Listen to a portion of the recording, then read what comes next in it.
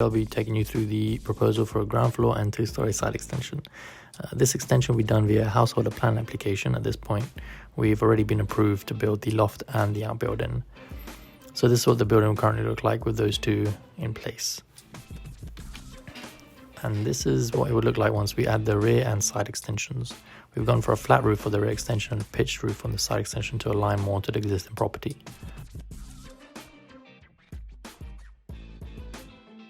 On the rear extension, we're allowed to build as high as 3.1 meters with a parapet design like we've done here, but we cannot exceed 3.6 meters in depth in most cases.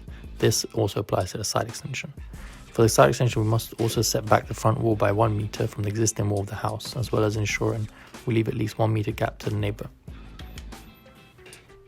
And here you can see the distance maintained to the neighbor. Even with this distance, it allows us to have a side extension of just over 2.5 meters.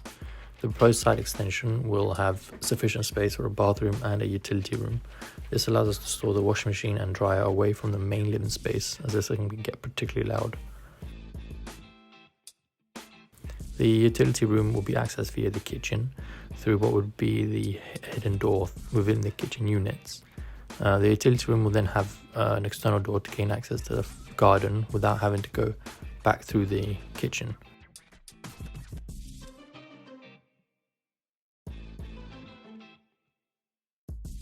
The kitchen has been arranged as such to allow for a straight path from the front of the house to the rear garden.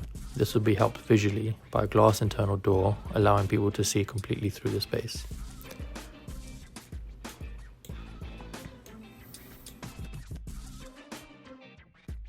On the first floor, the second story side extension will be accessed by an opening on the wall, which is made possible by moving the existing bathroom on the previous plan application for the loft. This element will allow us to have 2 new office spaces within the house. Due to working conditions changing recently, this is a much needed addition as more people will be working from home.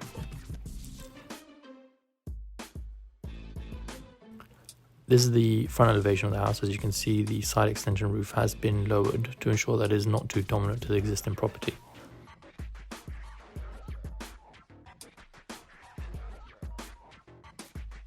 This is the side elevation, and as you can see, we've actually removed the window that you can see from the plan drawing as a cost-saving exercise. It's not something that is super crucial to a utility room, so we feel we can do without that. On the rear elevation, you can see we've added a large glass sliding door, which is actually 6 meters in width. This will add a lot of light into the space. And as you can see from the 3D here, we've also added a sort of thin skylight, which is 3 meters by 1 meter. This again is to visually create that sort of straight path from the front of the house to the rear garden, while also adding much needed light into the space.